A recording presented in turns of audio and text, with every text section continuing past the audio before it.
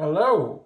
It is that time again to check in with our lower deckers with episode 6 of the final season of Star Trek Lower Decks.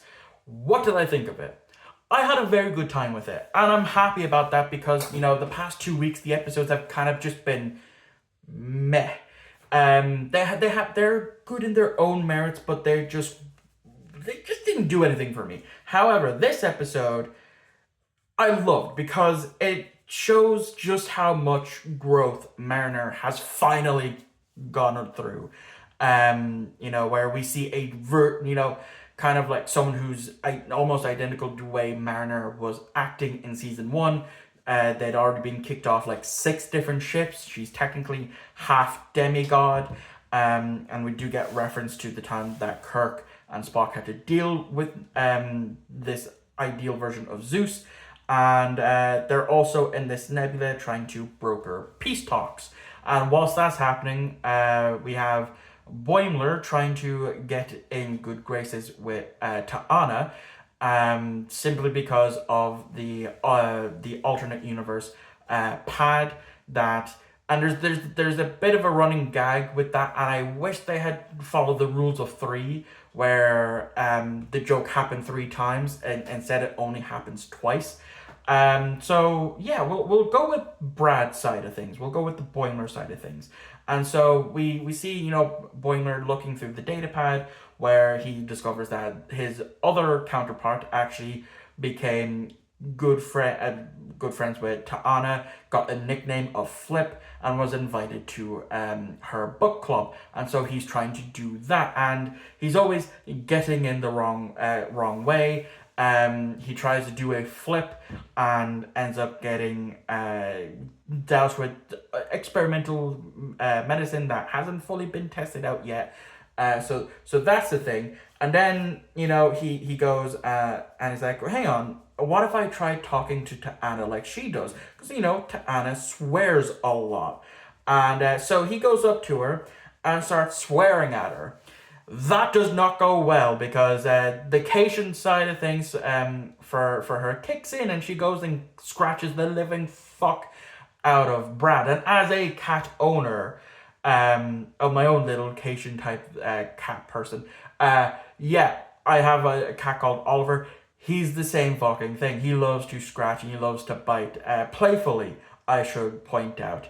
And yeah, um, but that was funny. Just seeing Ta'ana go absolutely bonkers on Boimler. I laughed quite a bit at that. And like I said, the rule of three jokes that they could have gone for was with Rutherford and Tendi, who didn't really have too much to do this episode. Um, they talk about that they know of the pad, and they're mentioning how the bezels are just a little bit are different to their normal pads, and Brad is like, but it's red, and they're like, oh yeah, it is red. That was funny, but it would have been funnier if they stuck with the rule of three. So that's kind of my own little down for that.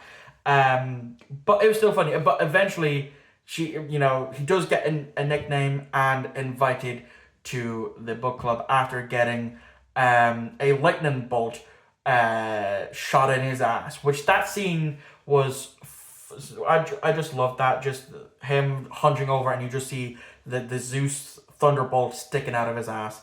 And of course, there was an experimental procedure done for T'Ana to remove that from his ass, and that's when she gives him the nickname and told to come join the book club. So now we get to Mariner, where again, like I said, there's this person who is half demigod, and Zeus's daughter, and she has been kicked off of 6 different ships, and she's just about to be kicked off of this one.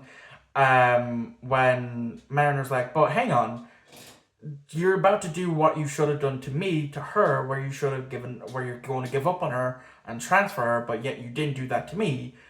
Allow me to do that, be that someone there to show her, do what the character journey that Mariner has done for this person in one episode.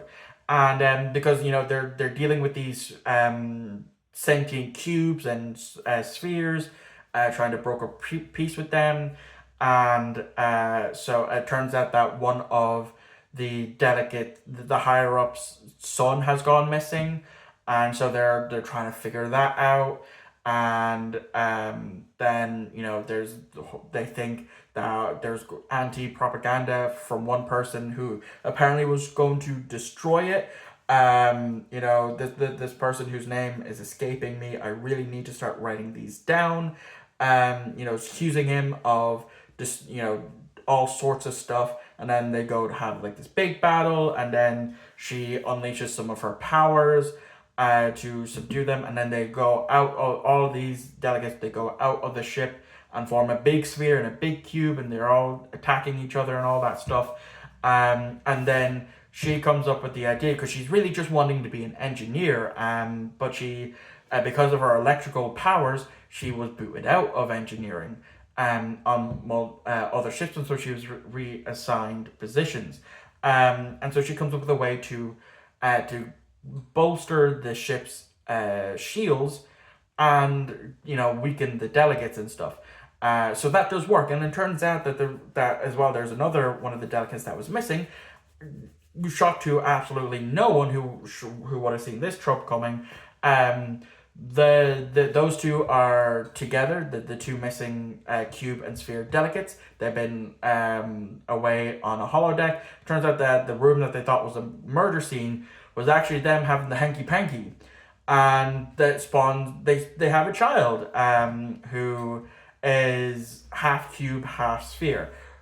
Who'd have thunk it? Like I said, I seen it coming a mile away, because this is a common trope, but that doesn't take away from the fact that I really enjoyed this episode, and I'm happy that again we're back to it being good and not just kind of meh like the past two episodes. So yeah, we're nearly at the end again, and I hate that. I had to go through it with Star Trek Discovery because I love Discovery, and now we're having to do it again with Lower Decks. But yeah, hopefully Lower Decks does pick up a new home on somewhere else, like Prodigy did for season 2. But yeah, I'm not looking forward to saying goodbye to it in 4 weeks' time. I think either before the new year, probably before the new year, I think. Anyway, let me know what you thought of this episode in the comments down below. And as always, if you love Star Trek, do subscribe, because I do post Star Trek. I have a whole playlist of 80 different Star Trek stuff, a lot of reviews and all that stuff out there. So if you want to go check that out, it's on the channel somewhere. But do subscribe, because I will of course be reviewing Lower Decks until it finishes, and any other Star Trek series that comes after that. And yeah, and then of course there's other Star Trek shows that I need to have yet to review. Like I'm going to be potentially picking back up doing my Star Trek Borg episode reviews in a few weeks' time, but we shall see. Anyway, I'm rambling on now. So thank you all for watching. I hope you enjoyed it. Again, let me know what you thought of this episode in the comments down below, and I shall catch you all on the next upload. I'll see you all next time.